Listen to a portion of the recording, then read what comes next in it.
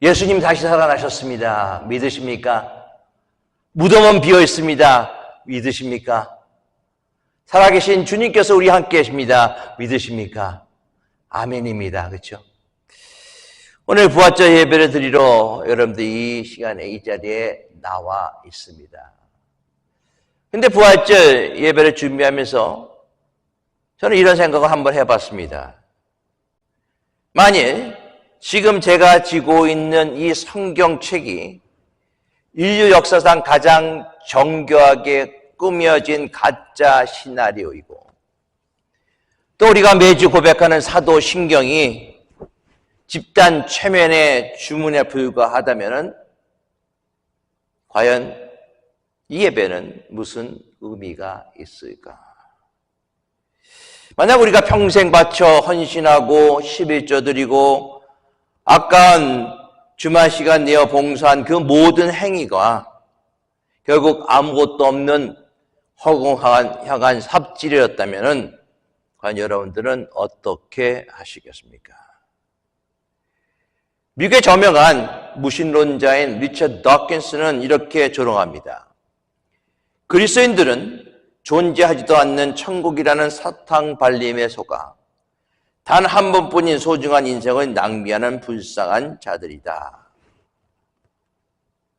그런데 놀랍게도 오늘 본문인 저자인 사도 바울은 더킨스보다 더 한술 더 떠서 무시무시한 폭탄 발언을 하고 있습니다. 만약에 부활이 없다면 기독교는 사기다. 그리고 사기에 속아 넘어간 여러분들은 이 세상에서 가장 멍청하고 불쌍한 사람들이다. 바울은 지금 적당히 위로를 건네려 온 것이 아닙니다. 그는 우리의 신앙의 심장부에 칼을 대고 있습니다. 여러분이 믿는 예수가 2000년 전 팔레스타인 한 땅 구석에서 썩어 문드러진 해골로 남아 있다면은 여러분들은 지금 이 자리에서 예수를 찬양할 이유가 단 1도 없습니다. 라고 얘기하고 있는 거예요. 우리는 이 잔인한 가정 앞에 분명히 서 있어야 합니다. 만약에 부활이 없다면 이라는 가정이 왜 우리를 절망의 벼랑 끝으로 몰아넣는지 그리고 그 절망의 끝에서 마주하는 부활의 실체가 어떻게 우리 평범한 일상생활을 기적으로 바꾸는지 오늘 말씀을 통해서 다시 한번 확인할 수 있기 바랍니다. 세계적 베스트셀러인 예수 사건이라는 책이 있습니다. 저자가 리 스트로베, 지금은 목사님이세요. 그때 당시는 그는 예일대 법대 출신으로서 철저한 무신론자이고 시카고 트리뷴의 유능한 법조 기자였습니다. 어느 날 아내의 회심에 분노한 리 스트로베는 기독교의 허구를 밝혀내겠다, 아내를 구출하겠다라는 일념으로 부활의 허구성에 대해서 연구하기 시작했습니다. 그는 기자의 특이한 그 집요함을 통해서 모든 역사적 문헌과 고고학적 증거들을 추적하였습니다. 리 스트로베는 법학적, 기자적 관점에서 부활이라는 사건을 조사할 때 다음 4가지 사건을 주목했습니다. 처형, 예수는 진짜 죽었는가? 일부 회의론자들은 예수가 십자가에서 잠시 기절했다가 서늘한 무덤에서 깨어났고 또한 무덤에 빠져나왔다라고 주장합니다. 그러나 우리가 보는 성경책, 우리가 믿는 성경책은 로마의 책짓질을 통해서 살점이 떨어져 나가고 내장이 보일 정도의 참혹한 형벌을 예수님이 받으셨습니다. 심장을 관통한 창에 물과 피가 같이 흘러나왔다고 증거합니다. 이것은 현대의학적으로 완벽한 사망 증거인 것입니다.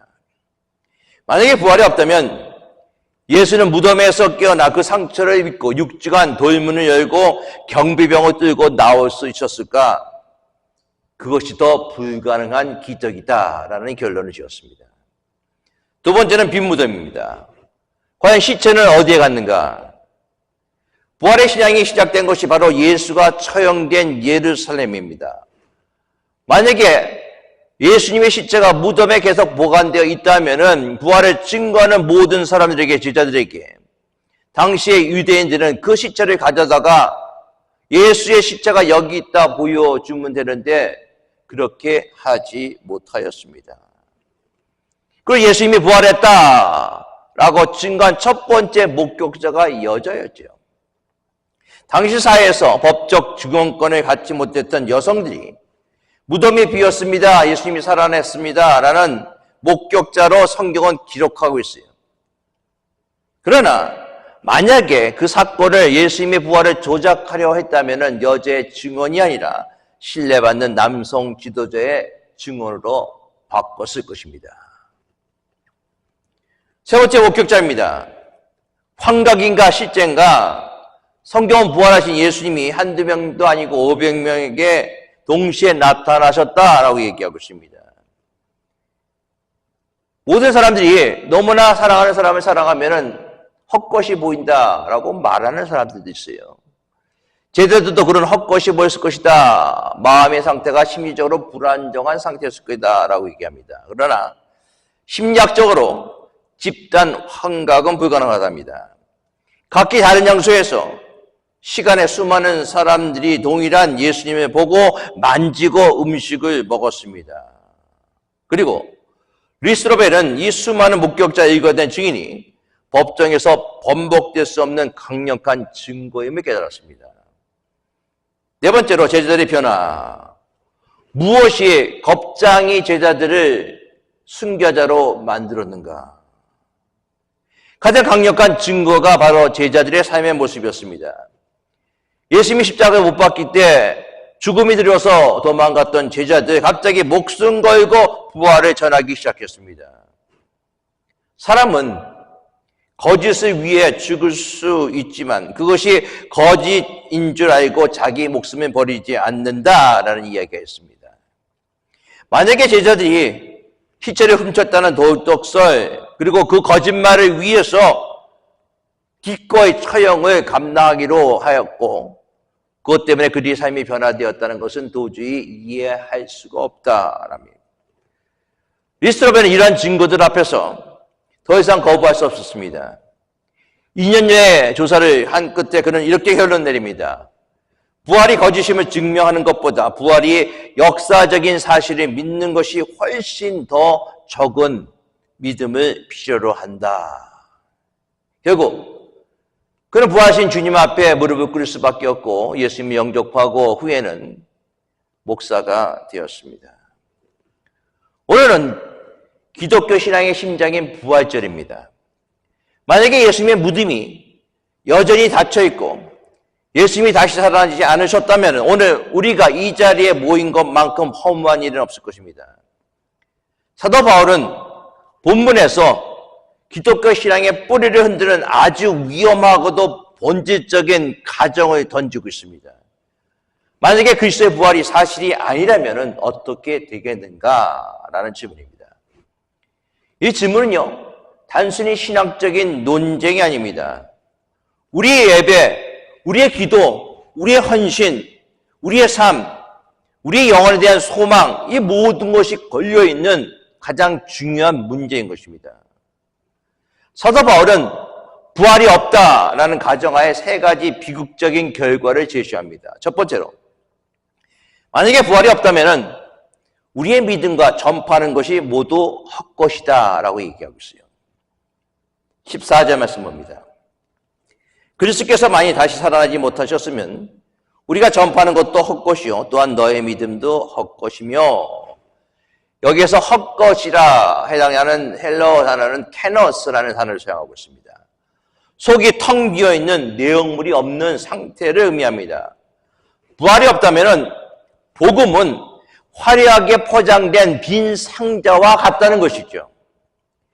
예수님의 죽음이 단순히 도덕적 스승의 비극적인 죽음으로 공자나 석가나 맹자 같은 그런 스승의 죽음으로 끝났다면 우리가 전하는 예수 믿으세요 라는 외침은 아무런 효력이 없는 메아리에 불과하다는 것입니다.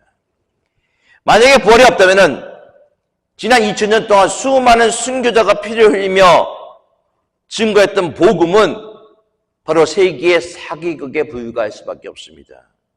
우리가 매일 드리는 예배, 기도, 찬양은 허공을 흩어지는 메아리일 뿐입니다. 부활이 없다면 기독교는 그저 좋은 도덕적 훈화, 좋은 도덕적 이야기를 하는 그런 윤리단체밖에 될 수가 없는 것이죠. 복음을 듣고 반응한 우리의 믿음 역시 알맹이 없는 껍데기가 됩니다. 부활이 없다면 우리는 죽은 자를 짝사랑하는 자밖에 될 수밖에 없는 거예요.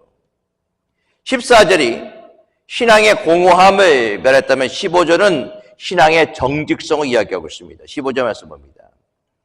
또 우리가 하나님의 거짓 증인으로 발견되리니 우리가 하나님이 그리스도를 다시 살리셨다고 증언하였습니다. 만일 죽은 자가 다시 살아나는 일이 없으면 하나님이 그리스도를 다시 살리지 아니하셨으리라. 바울은 본문에서 우리가 하나님의 거짓 증인으로 발견되리라고 말하고 있습니다. 당시 고린도 교회에서는 영혼은 귀하지만 육체는 천하다. 그래서 부활 같은 것은 없다라고 주장하는 지식인들이 많았습니다. 바울은 그들에게 논리적으로 반박합니다. 부활이 없다면 내가 지금까지 매 맞고 감옥 가고 또한 내가 한 모든 고생들은 하나님의 이름을 사칭한 범죄 행위다라고 얘기하고 있는 거예요. 바울은 단순히 우리가 틀렸다라고 말하지 않습니다. 하나님이 하지도 않으신 일을 하셨다고 말했으니 우리가 하나님을 사칭한 사기꾼이 된다라고 이야기하고 있는 것입니다. 사랑하는 성도 여러분, 부활은 단순히 마음의 위안이 아니라 역사적인 사실이어야 합니다. 사실이 아닌 위안은 결국 사기극에 불과하기 때문에 그렇습니다. 제자들은 부활을 전하다가 순교하였습니다.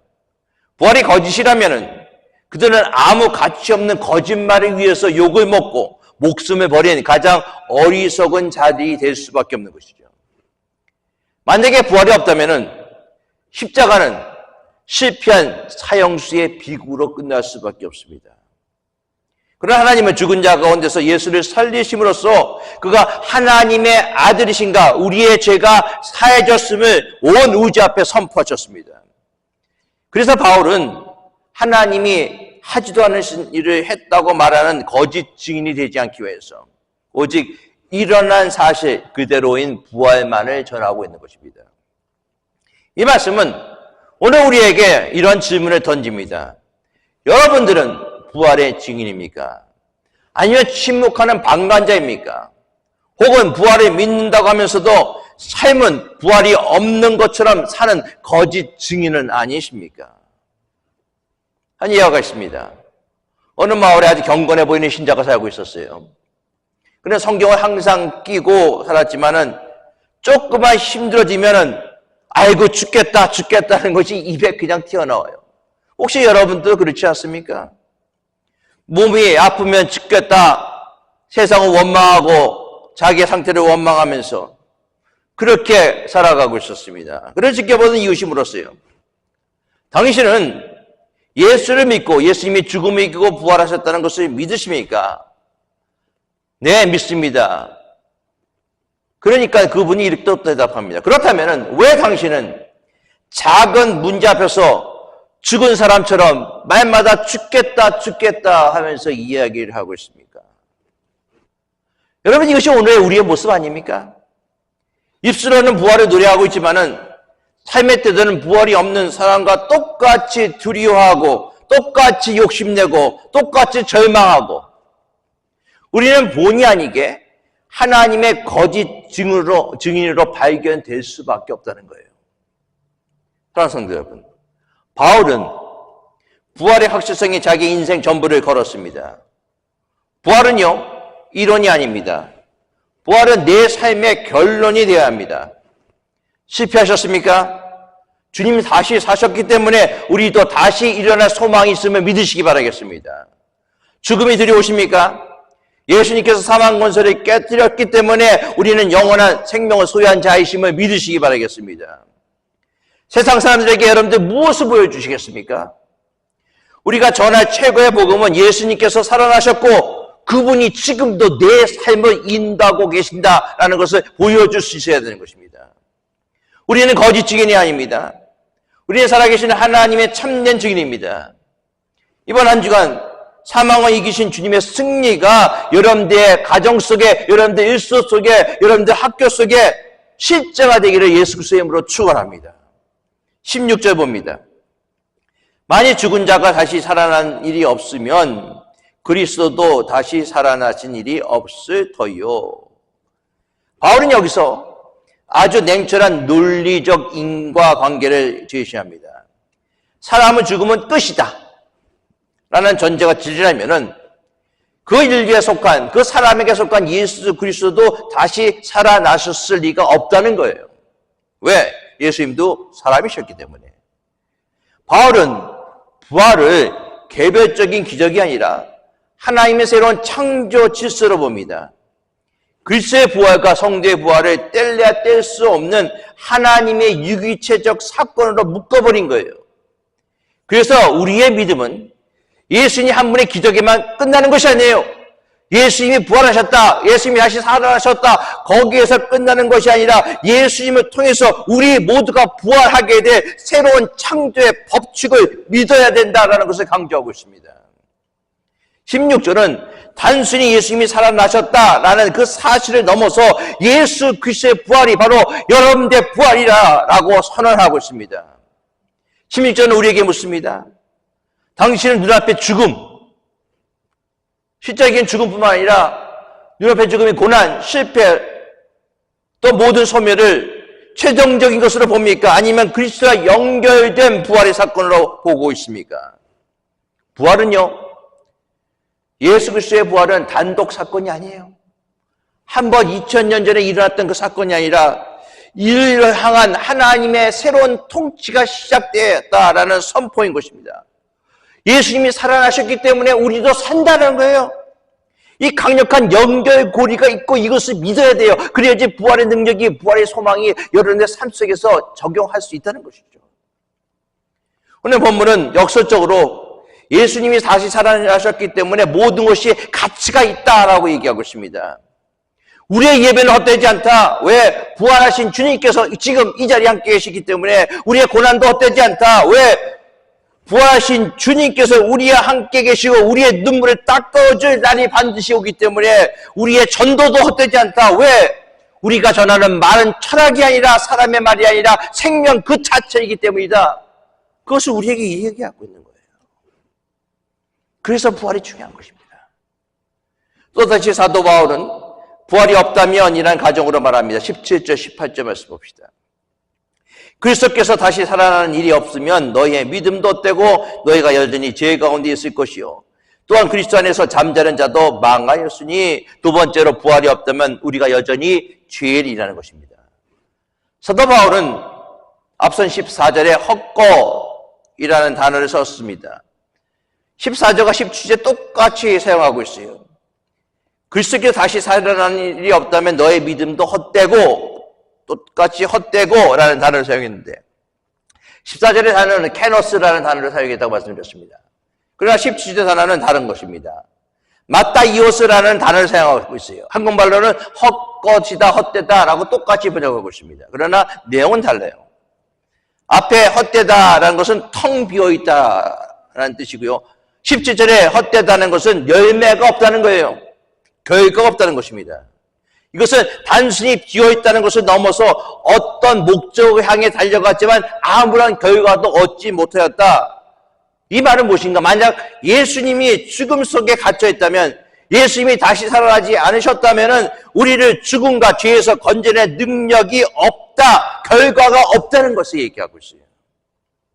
그래서 헛수고가 된다는 말이에요. 왜 부활이 왔으면 여전히 죄 가운데 있습니까? 죄의 싹은 사망, 로마서 6장 23절입니다. 만약에 예수님이 죽음에서 깨어나지 못하셨다면 예수님이 온 인류의 죄 문제를 해결하지 못하고 죽음 속에서 패배했다는 증거예요. 그렇기 때문에 십자가의 희생은요, 우리 향한 사랑으로 끝나요. 뭐 다른 의미 없어요. 그러나 그것은 희생의 뿐 구원은 아니라는 거예요.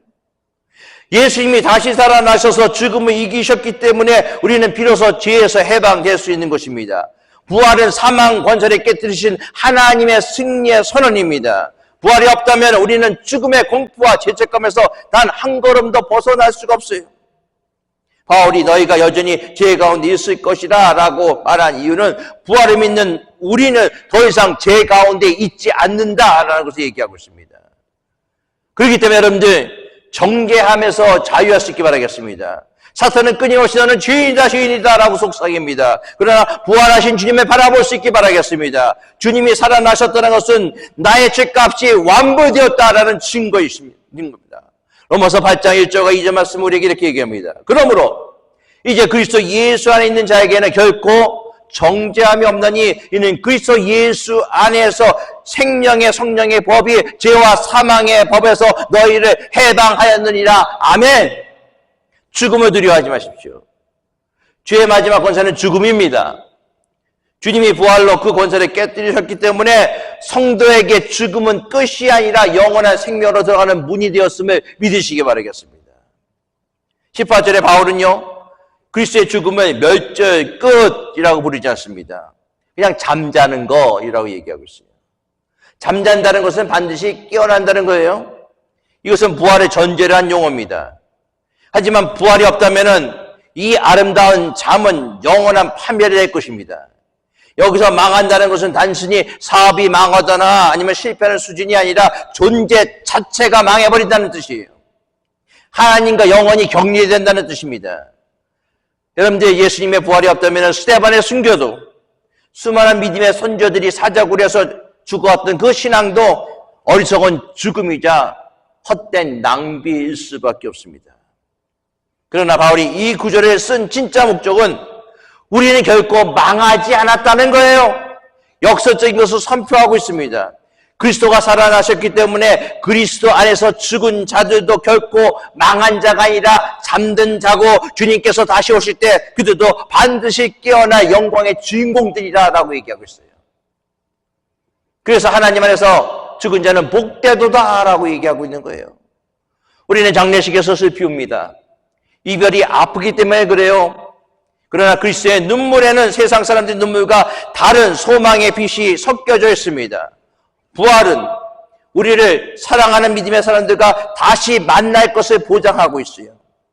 부활이 있기 때문에 헛되도다 캐노스나 마타이오스 헛수고다가 아니라 에르게니아 에너지 역사하는 힘이 바로 되는 것임을 믿으시기 바라겠습니다. 세 번째로 사도 바울은 만약에 부활이 없다면 우리가 세상에서 가장 불쌍한 사람이다라고 얘기하고 있어요. 19절 말씀 봅니다. 만약 그리스도 안에서 우리가 바라는 것이 다만 이 세상의 삶뿐이면 모든 사람 가운데 우리가 더욱 불쌍한 자이라. 오늘 본문에서 사도 바울은 우리 그리스도인을 향해서 아주 충격적인 표현을 쓰고 있습니다. 부활이 없다면, 즉 우리가 바라는 소망이 이 세상에만 국한되어 있다면 기독교인들은 세상에서 가장 불쌍한 바보들이다 라고 얘기하고 있는 거예요. 왜 그렇습니까? 그리스도인들은 예수님을 위해서 시간과 물질, 에너지를 드립니다. 또한 신앙을 지키기 위해서 세상의 즐거움을 포기하고 정직하게 살기 위해서 손해를 감수합니다. 만약에 내세가 없고 부활이 없다면 신앙을 위해서 손해보고 헌신하며 절제하며 사는 그리스도인들은 이 세상에서 가장 불쌍한 바보 같은 존재일 수밖에 없는 거예요. 세상 사람들은 적어도 자기 욕망을 위해서 살며 이 땅에서 즐거움을 누리고 있습니다. 그러나 부활이 없는데 부활을 믿고 사는 사람들은 있지도 않는 허상을 쫓느라 이 세상에서 즐거움도 누리지 못하고 하늘의 영광도 얻지 못하는 이중적인 손해를 받는 가장 멍청하고 불쌍한 존재일 수밖에 없다는 것이죠. 부활이 없다면 우리가 내일 죽을 테니까는 캐사라세라 오늘 실컷 먹고 즐기자 라는 쾌락주의가 가장 합리적인 삶의 방식이 될 것입니다. 우리가 모여서 매주 예배하고 세상의 유혹을 참아내며 하는 이 모든 행위가 이 땅에서의 삶으로 끝나버린다면 그리스도인들은 세상에서 가장 어리석고 불쌍한 사람이라는 거예요. 하지만 바울은 곧바로 이 만약의 어두움을 걷어내는 위대한 선포를 하고 있습니다. 20절 말씀 봅니다. 같이 있으면 20절 말씀 시작. 그러나 이제 그리스도께서 죽은 자 가운데서 다시 살아나사 잠자는 자들의 첫 예매가 되셨도다. 그러나라고 얘기하고 있어요. 이 모든 전제권 만약에라는 것이 있을 수가 없다. 왜? 예수 그리스도가 부활하셨기 때문이다라고 얘기를 하고 있습니다. 예수 그리스도의 부활과 합한 자가 또한 우리가 하나님 주신 놀라운 은혜와 놀라운 구원을 선물 받는다라고 얘기하고 있습니다. 로마서 6장 5절을 우리에게 이렇게 증거합니다. 만일 우리가 그의 죽으심과 같은 모양으로 연합한 자가 되었으면 또한 그의 부활과 같은 모양으로 연합한 자도 되리라. 예수님이 죽음을 이기시고 그분께 접붙임 바 되었기 때문에 죽음에서 긴 잠에 깨어날 수 있습니다. 우리가 이것이 바로 세상을 이길 수 있는 당당한 근거라는 것이죠. 부활을 믿는다면요, 여러분들 이전과 같은 삶을 살 수가 없어요. 우리의 소망이 이 땅에만 머무르었다면 우리는 작은 손해에서도 분노하고 세상의 성공에 목을 맬 수밖에 없습니다. 그러나 부활을 믿는 자는 영원의 관점에서 오늘을 볼 수밖에 없어요. 지금 이 고난은 영광, 장차 우리에게 올 영광에 비해서 아무것도 아니다라는 믿음을 가지고 이 세상을 살아갈 수가 있다는 것입니다. 말씀하십니다. 부활은 기독교의 옵션이 아닙니다. 부활은 기독교의 기초예요. 예수의 부활은 단순한 소생이 아니라 인류 역사상 죽음이 깨어진 절대 법칙이 깨진 유일한 사건인 것입니다. 성도가 부활은 내가 죽은 뒤에 먼 미래에 일어나는 일이야 라고 그렇게 얘기합니다. 그러나 부활이 기독교의 기초라는 그 뜻은 그 부활의 능력이 오늘 우리의 삶을 지탱할 수 있어야 된다는 거예요. 세상의 소망이 끊겨 절망적인 순간에도 우리가 다시 일어날 수 있는 이유가 무엇입니까? 죽음과 같은 고난 속에서 내가 찬송할 수 있는 이유가 무엇입니까? 그것은 부활이 단순한 교리가 아니라 지금 내 안에 살아계신 예수 그리스도의 생명이기 때문에 그렇습니다. 그렇기 때문에 우리가 부활의 능력으로 부활의 소망으로 이 세상을 살아갈 수가 있다는 것입니다. 사랑하는 성도 여러분, 부활을요 단순히 머리로만 내가 알아서는 안 됩니다. 한국 교인, 미국 교인도 마찬가지예요. 부활을 믿습니까? 라는 질문 가운데서 70, 80%는 부활을 믿는다라고 얘기하고 있습니다. 그러나 부활을 믿고 부활의 신앙을 살아가고 있습니까? 라는 질문일 때 내가 부활의 신앙으로 살아가고 있습니다. 하나님의 말씀을 적용하고 살아가고 있습니다. 라고 했을 때 그 수치는 40%, 50% 떨어지게 되어져 있어요. 부활의 신앙이 여러분의 지식이 아니라 부활의 신앙이 내 삶의 견고한 기초가 되기를 축원합니다. 죽음 같은 고통 속에서도 소망을 볼 수 있어야 됩니다. 날마다 부활의 능력으로 승리하는 삶을 살아가야 됩니다. 이 자리에 아직 부활이 믿기지 않거나 삶의 허물 속에 계신 분 계십니까? 오늘 이 자리에 처음 오셨거나 아직 하나님을 인격적으로 만나지 못한 분 계십니까? 조심스럽게 여러분들의 마음을 두드리며 혼면합니다. 우리는 누구나 한 번뿐인 인생을 살면서 죽음이라는 거대한 벽 앞에 서게 됩니다. 아무리 많은 부를 쌓고 명예를 얻었고 또한 아무리 오래 산다 하더라도 죽음은 결코 피할 수가 없습니다. 그래서 사람들은 죽음을 끝이라고 생각하며 두려워하거나 애써 외면하면서 하루하루를 살아가고 있습니다. 하지만 오늘 성경은 우리에게 분명히 말합니다. 그리스도께서 죽은 자 가운데서 다시 살아나셨다. 이 선언은 단순히 2000년 전 이야기가 아닙니다. 죽음이 끝이 아니라는 증거이며 우리의 인생이 허무하게 끝나지 않는다는 하나님의 약속인 것입니다. 세상이 주는 달콤함, 즐거움, 그 모든 것이 우리를 유혹하고 있지만 그 모든 것은 유통기한이 있습니다. 건강도, 재물도, 젊음도 언젠간 우리 곁을 떠납니다. 만약에 이 땅의 삶이 전부라면 우리는 정말 허무한 존재일 수밖에 없습니다. 그러나 예수님을 믿는다는 것은 유통기한이 없는 영원한 생명에 연결되는 것입니다. 사랑하는 성도 여러분, 사랑하는 여러분, 여러분 인생의 무게를 혼자 짊어지고 버텨오셨을지는 모릅니다. 그러나 부활하신 주님께서 오늘 이 시간에 여러분들에게 말씀하십니다. 수고하고 무거운 짐진자들아 다 내게로 오라. 내가 너희를 쉬게 하리라 말씀하십니다. 죽음에 이기신 예수님께서 여러분들을 초청하고 계십니다. 그분께 여러분들의 삶을 맡겨보지 않겠습니까? 예수님 여러분들의 과거를 용서하시고 현재를 동행하시며 미래의 영원한 소망을 보장해 주십니다. 부활의 소망은 죽어서만 누리는 것이 아니에요. 예수를 믿는 순간 오늘을 살아가는 새로운 힘이 생깁니다.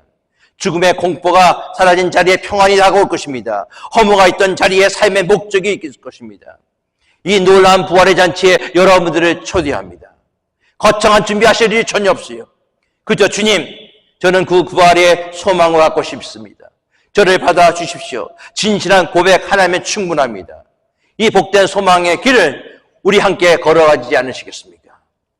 부활은 2000년 전 신화가 아니라 2000년 전 이야기가 아니라 오늘 우리의 삶을 흔드는 실제임을 믿으시기 바라겠습니다. 그가 여기 계시지 않고 살아나셨느니라. 그가 여기 계시지 않고 살아나셨느니라. 이 선포가 여러분들 가정과 여러분들 일터 그리고 여러분들 삶에 충만하기를 예수 그리스도의 이름으로 축원합니다. 기도하겠습니다. 예수 다시 사셨네. 예수 다시 사셨네. 예수의 사신과 예수의 부활이 그저 단지 이야기를 끝내는 것이 아니라 나의 삶의 실자가 되어서 부활의 능력으로 살아가는 주의 귀한 성도들 되게 하시고, 예수를 믿지 아니하고 세상 가운데 힘들고 어렵고 방황하는 성도들이 있다면 있을 그 시간에 예수 그리스도를 믿고 영접하여 부활의 주님과 함께 동행하는 귀한 믿음의 사람들 다 되게 주님께서 허락하여 주시옵소서. 예수 그리스도의 이름으로 기도드리옵나이다. 아멘.